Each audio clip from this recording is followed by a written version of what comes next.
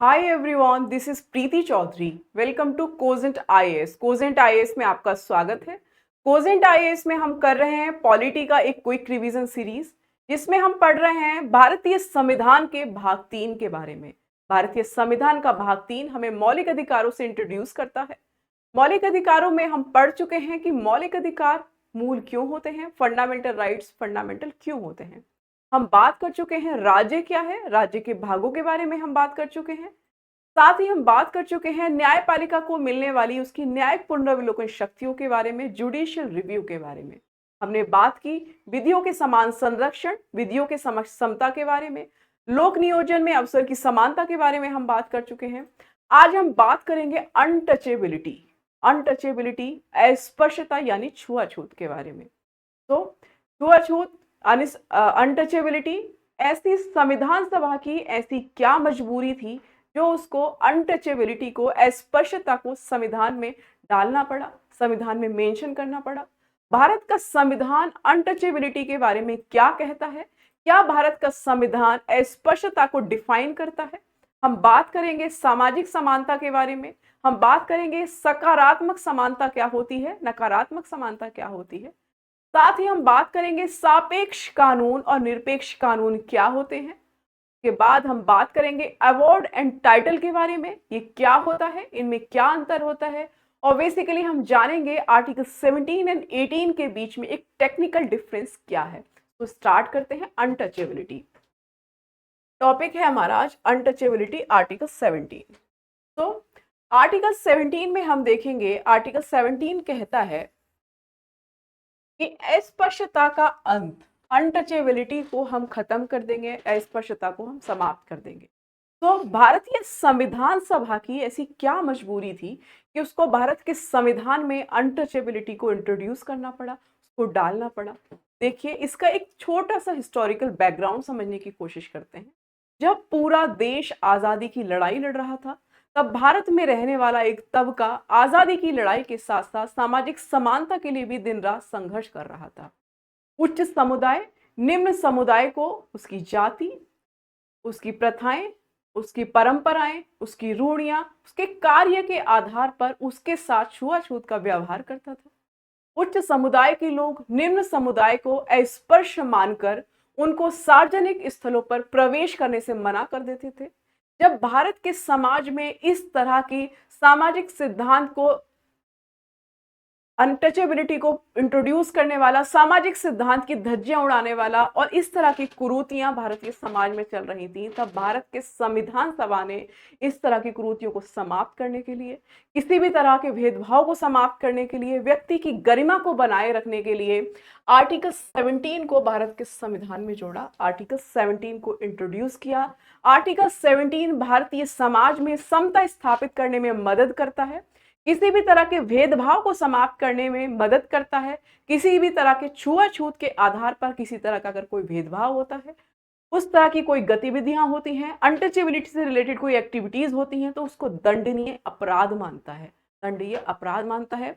और इसी के साथ हम देखेंगे कि संसद ने भी भारत में जो निम्न समुदाय है उसके चारों तरफ एक सिक्योरिटी बाउंड्री खींचते हुए, एक सुरक्षा सीमा खींचते हुए एट्रोसिटीज एक्ट को इंट्रोड्यूस किया, अलग अलग एक्ट को इंट्रोड्यूस किया, 1955 हो चाहे 1979 हो, हम उसकी भी बात करेंगे। तो ये एक छोटा सा हिस्टोरिकल बैकग्राउंड हमने देखा कि अनटचेबिलिटी को इंट्रोड्यूस करने के लिए संविधान सभा की क्या मजबूरी रही थी। फिर हम ये देखेंगे कि भारत, जब संविधान सभा ये चाहती थी कि भारत में समानता स्थापित हो, उसके लिए उन्होंने आर्टिकल 17, भारत में एक समता स्थापित हो सके, सामाजिक समानता आ सके। देखिए, अस्पृश्यता के अंत की इन्होंने बात की है। किसी भी रूप में अस्पृश्यता की मनमानी जो है, मनाही है, आप अस्पृश्यता नहीं कर सकते, अनटचेबिलिटी की किसी भी तरह की कोई एक्टिविटी नहीं कर सकते। इसके लिए संसद ने कानून बनाकर, समाज में कानून स्थापित करके ये एश्योर किया कि आप किसी भी तरह के निम्न समुदाय के साथ, किसी दलित के साथ इस तरह का व्यवहार नहीं कर सकते हैं। तो संसद ने जो पहल की, संविधान सभा की पहल हमको दिखती है आर्टिकल 17 में। फिर संसद को ये राइट दिया गया कि आर्टिकल 17 और आर्टिकल 35 के अनुसार संसद के पास ये पावर है कि भारत के अंदर अगर किसी व्यक्ति के साथ अनटचेबिलिटी का व्यवहार होता है तो वो कानून बना सकता है। इसीलिए संसद ने उस शक्ति का प्रयोग करके एक कानून बनाया, अस्पृश्यता अपराध अधिनियम 1955 को इंट्रोड्यूस किया, ताकि भारत में सामाजिक समता स्थापित किया जा सके, छुआछूत के आधार पर किसी भी तरह का कोई भेदभाव ना हो। इसी का नाम चेंज कर 1976 में संशोधन किया गया और इसका नया नाम रख दिया गया, नागरिक अधिकारों का रक्षा अधिनियम का नाम दिया गया, सिविल अधिकार संरक्षण अधिनियम 1976 नाम से इसको इंट्रोड्यूस किया गया। अब बात करते हैं, क्या संविधान में अस्पृश्यता का कोई डेफिनेशन है? क्या अस्पृश्यता को, छुआछूत को डिफाइन किया गया है? अनटचेबिलिटी क्या होता है? क्या संविधान इस बारे में कुछ कहता है? तो देखिए, संविधान अस्पृश्यता संविधान या अधिनियम में परिभाषित नहीं है। सुप्रीम कोर्ट भी इसको परिभाषित नहीं किया है। सुप्रीम कोर्ट ने भी इसकी व्याख्या नहीं की है, लेकिन कुछ शब्दों के आधार पर, कुछ मान्यताओं के आधार पर हम ऐसा मान सकते हैं, किसी व्यक्ति को जाति सूचक शब्दों का इस्तेमाल करके अपमानित किया जाता है, अगर किसी व्यक्ति की जाति के आधार पर उसकी जाति देखकर सार्वजनिक स्थल पर प्रवेश से रोका जाता है, सार्वजनिक फंक्शनों में आने से मना किया जाता है, या फिर हम बहुत ही कॉमन सा एक एग्जाम्पल देखते हैं कि गांव में या किसी भी एरिया में आप देखेंगे कि जो हमारे चाय के, जो हमारे ग्लास होते हैं पानी के, हम उनको किसी पर्टिकुलर लोगों के साथ शेयर नहीं करना चाहते हैं। हमने क्लास 6 की एनसीईआरटी में भी ये पढ़ा था कि देखिए, एग्जाम्पल्स हमने क्लास 6 की एनसीईआरटी में ही देखे थे अनटचेबिलिटी के, जब हम पढ़ रहे थे डाइवर्सिटी एंड डिस्क्रिमिनेशन, विविधता और भेदभाव। उसमें हमने देखा था कि कुछ पर्टिकुलर लोगों को गांव के बाहर रखा जाता था। सब लोग एक साथ रह रहे हैं, लेकिन कुछ फैमिलीज हैं जो गांव के बाहर रह रही हैं। सब क्या है? ये भेदभाव है। इस तरह के भेदभाव को समाप्त करने के लिए सार्वजनिक स्थल की कोई चीज है, मंदिर में प्रवेश नहीं करने दे रहे हैं आप।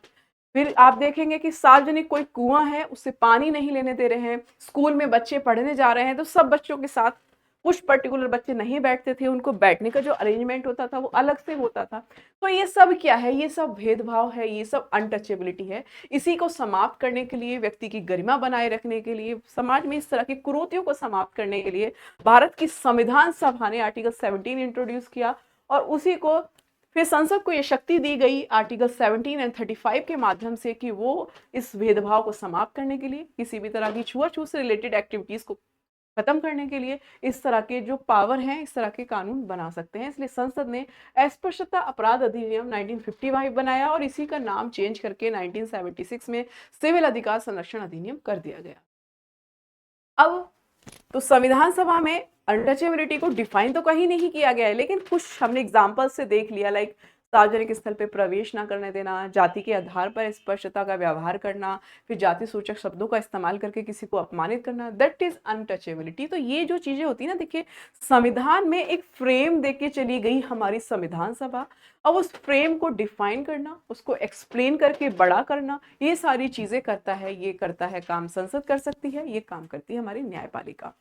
तो मैसूर उच्च न्यायालय का एक केस देखते हैं। इन्होंने आर्टिकल 17 की विषय वस्तु जो थी, उसमें जो लिखा हुआ है आर्टिकल 17 में, उस विषय वस्तु का शाब्दिक या वाणिज्यिक अर्थों में अस्पष्टता नहीं, लेकिन देश में ऐतिहासिक रूप से विकसित हुई थी सामाजिक नियोक्ता कुछ वर्गों पर थोप दी गई। कुछ वर्गों पर सामाजिक नियोक्ता की आप जिस तरह का काम करते हैं, इसलिए आपके साथ अनटचेबिलिटी का व्यवहार होता है। ये सारी चीजें हमने देखी कि सुप्रीम कोर्ट के अनुसार ये कहा गया। कोर्ट इसको ना एक्सप्लेन करने की कोशिश करता है। अगर उसमें लिखा है अस्पृश्यता को आप छुआछूत नहीं करेंगे, छुआछूत या उसके आधार पर होने वाली किसी भी तरह की जो एक्टिविटी है वो दंडनीय अपराध मानी जाएगी। देखिए, आर्टिकल 17 एकमात्र ऐसा आर्टिकल है जिसमें दंडनीय अपराध जैसे शब्दों का इस्तेमाल किया गया है, इसलिए इसको निरपेक्ष भी बोला जाता है। कुछ व्यक्तियों के सामाजिक बहिष्कार, धार्मिक सेवाओं आदि से उनके बहिष्कार को सम्मिलित नहीं किया गया, निजी व्यक्ति और राज्य के संवैधानिक दायित्व के खिलाफ उपलब्ध है, ताकि यह सुनिश्चित किया जा सके कि इस अधिकार का उल्लंघन नहीं हुआ है, इस अधिकार का उल्लंघन नहीं हुआ है, ये डिफाइन किया जा सके, इसको इंट्रोड्यूस किया जा सके इस तरह से।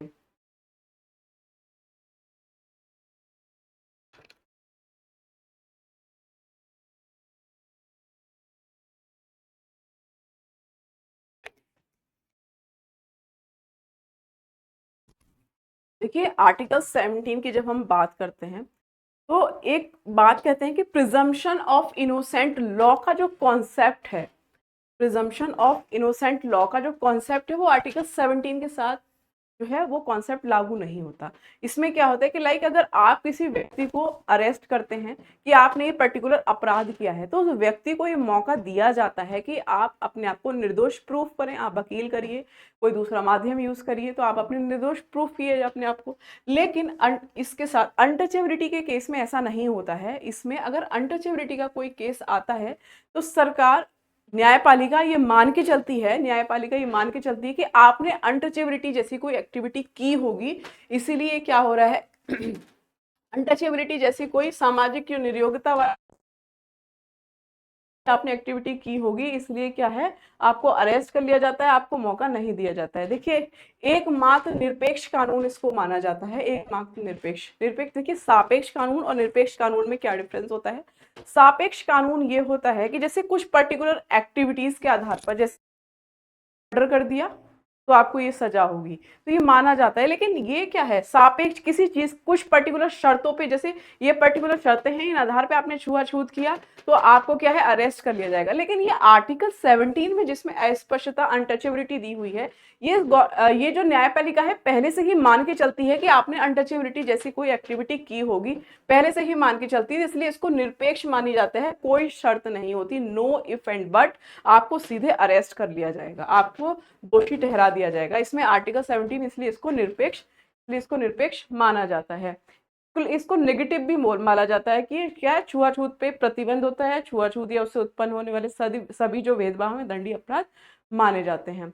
तो ये क्या है कि आर्टिकल 17 और आर्टिकल 35 के आधार पर इस पे क्या कर सकते हैं, संसद को ये पावर दी गई है कि संसद क्या कर सकती है, संसद को ये पावर दी गई है कि संसद इस तरह के कोई भी कानून यहाँ पे बना सकती है। तो 1955 का उसने कानून बनाया, 76 में उसको चेंज करके नया नाम दे दिया गया सिविल अधिकार संरक्षण अधिनियम। अब बात करेंगे सकारात्मक और नकारात्मक समानता में क्या अंतर होता है।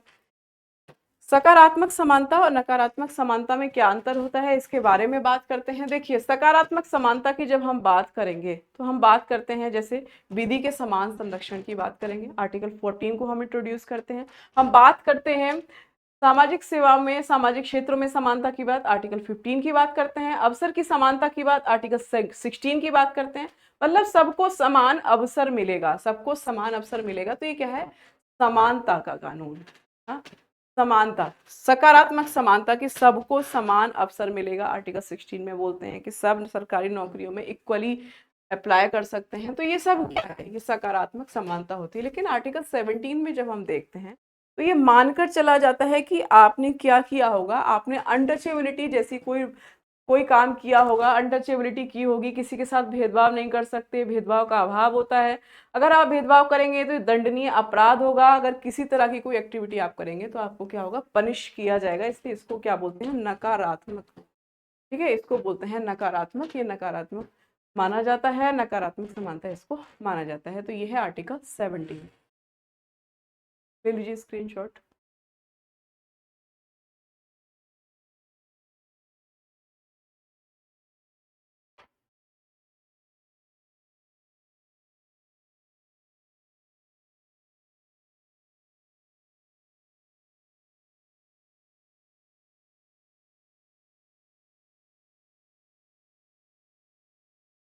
आगे बात करेंगे आर्टिकल 18 के बारे में। आर्टिकल 18 क्या कहता है, देखिए आर्टिकल 18 राज्य को किसी भी, चाहे वह एक नागरिक हो या विदेशी हो, देखिए आर्टिकल 18 व्यक्ति को प्राप्त है ना कि नागरिकों को। आर्टिकल 17 और 18 दोनों व्यक्तियों को प्राप्त है। इसका मतलब ये होता है कि व्यक्ति कौन है, जो भारत का नागरिक है, व्यक्ति भारत का नागरिक है, और विदेशी व्यक्ति भी आता है, भारत के नागरिक के साथ साथ जो विदेशी है वो भी क्या आता है, भारत का नागरिक माना जाता है। तो किसी भी उपाधि, सैन्य या शैक्षणिक सम्मान को छोड़कर प्रदान करने पर निषेध करता है। देखिए भारत का संविधान का आर्टिकल 18 ये कहता है कि आप किसी को भी आप किसी को भी क्या कोई उपाधि नहीं दे सकते, केवल 2 क्षेत्रों में दे सकते हैं, एक तो सेना और एक शिक्षा। सेना में देख सकते हैं कि आप कर्नल हैं, शिक्षा में दे सकते हैं, आप डॉक्टर हैं, इंजीनियर हैं, तो इस तरह की उपाधि दे सकते हैं। इसके अलावा किसी भी तरह की उपाधि देना अलाउड नहीं है। ये भारत के नागरिक को किसी भी विदेशी राज्य से किसी भी उपाधि को स्वीकार करने पर निषेध करता है। निषेध करता है कि भारत का नागरिक किसी विदेश से भी कोई उपाधि स्वीकार नहीं कर सकता। 1996 में सर्वोच्च न्यायालय ने, सुप्रीम कोर्ट ने राष्ट्रीय पुरस्कारों जैसे भारत रत्न, पद्म विभूषण, पद्म भूषण, पद्मश्री को संवैधानिक वैधता को उचित ठहराया था। सर्वोच्च न्यायालय ने कहा कि यह पुरस्कार या अनुच्छेद 18 के प्रावधानों का उल्लंघन होता है, नहीं होता है। इससे सर्वोच्च न्यायालय ने यह भी कहा कि पुरस्कार पाने वालों के नाम के प्रत्यय या उपसर्ग के रूप में इस्तेमाल नहीं किया जाना चाहिए, अन्यथा इन्हें पुरस्कार वापस देना होगा। राज्य के तहत लाभ या विश्वास का पद धारण करने वाला कोई व्यक्ति किसी भी विदेशी राज्य से या उसके अधीन किसी भी रूप में कोई भेंट, कोई उपलब्धि या पद राष्ट्रपति की सहमति के बिना स्वीकार नहीं कर सकता। अगर आपको स्वीकार करना है तो आपको क्या करना होगा, राष्ट्रपति की अनुमति लेनी होगी स्वीकार करने के लिए।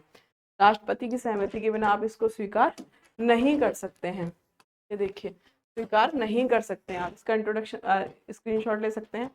अब देखिए, बात करेंगे कि अवार्ड और पुरस्कारों में क्या अंतर होता है। अवार्ड और पुरस्कारों में क्या अंतर होता है, देखिए ये राष्ट्रीय पुरस्कार, ये जो भारत रत्न है, पद्म विभूषण, पद्म भूषण, पद्मश्री, ये सब क्या है, ये सब क्या है, ये पुरस्कार हैं। ये जब इंदिरा गांधी की सरकार थी, इंदिरा गांधी की सरकार के टाइम राष्ट्रपति के आदेश से ये पुरस्कार, ये अवार्ड वितरण का कार्यक्रम शुरू हो गया। किसी तरह के कोई कानून की व्यवस्था नहीं की गई, कोई कानून नहीं बनाया गया इसके रिगार्डिंग, केवल राष्ट्रपति के आदेश से इसको शुरू कर दिया गया। लेकिन ये क्या गया कि अगर आपको इस तरह का ये किसी तरह का कोई पुरस्कार मिलता है तो ये पुरस्कार आप क्या नहीं कर सकते, आप अपने नाम के आगे इसको नहीं लगा सकते हैं, नाम के आगे नहीं लगा सकते। देखिए, अब देखिए टाइटल वो क्या होती है, टाइटल के बारे में जब हम बात करते हैं तो टाइटल क्या होता है कि देखिए, टाइटल को नाम के आगे लोग लगाते थे। जैसे राजभक्ति के उसमें, जैसे किसी कोई राजा है, कोई उसका सामंत है, सामंतवादी समाज की एक पहचान होती थी। लोग हायरार्की में काम करते थे, हायरार्की में, और लोग अपने नाम के आगे लगाते थे कि आम जनता से हम अलग दिखें इसके लिए। जैसे कोई सामंत है, वो आपके नाम के आगे कुछ लगा रहा है। सो राज व्यवस्था, राजा के प्रति निष्ठा शो करने के लिए हम उपाधि टाइटल लगाते थे। आम लोगों से अलग दिखने के लिए हम टाइटल लगाते थे, तब टाइटल का यूज होता था। बट ये क्या है, ये एक पुरस्कार है, ये एक पुरस्कार है, इसे आप नाम के आगे नहीं लगा सकते। आप अपने आप को ये नहीं शो कर सकते कि हम इन लोगों से अलग हैं, ठीक है। ये जो होते हैं, ये तो जैसे पर्टिकुलर किसी चीज में मिलेंगे, जैसे खेल में मिलेगा, मेडल मिलेगा, गोल्ड मेडल मिलता है आपको तो खेल में, ये किसी व्यक्ति को नहीं मिलता। ये आपकी जो आपके अंदर उत्कृष्टता है, आपके अंदर जो क्वालिटीज हैं, उन क्वालिटीज को ये चीजें मिलती हैं, उन क्वालिटीज को मिलती हैं। सामंतवादी समाज में टाइटल मिलता था, लोग नाम के आगे विशेषाधिकारों को लगा लेते थे, ठीक है। समाज सेवा में अगर आपने कोई काम किया है, लोक व्यवस्था को बनाए रखने में आप लोग, मतलब लोकतांत्रिक शासन में अगर आपने कोई काम किया है तो इसके लिए क्या करेगा, आपको ये टाइटल या आपको अवार्ड पुरस्कार मिलते थे। तो this is the difference between award and titles. Titles एक सामंतवादी समाज को दिखाता है, अवार्ड जो है एक लोकतंत्र को दिखाता है। व्यक्ति किसी क्षेत्र में, किसी कार्य में, समाज सेवा में, किसी खेल में अपने आप को उत्कृष्ट दिखाता है, अपने आप को इंटेलिजेंट शो करता है, तो इन दैट केस आप उसको दे सकते हैं भारत रत्न। अच्छा, और क्या होता है, ये हमने एक चीज समझी कि इसके लिए कोई अलग से विधि बनी हुई नहीं है, ये केवल राष्ट्रपति के आदेश से ही जारी होता है। सो आर्टिकल 17 और आर्टिकल 18 हमने इसमें डिस्कस किया। तो this is the class, revision करते रहिए, जुड़े रहिए कोजेंट आईएएस के साथ। Thank you so much.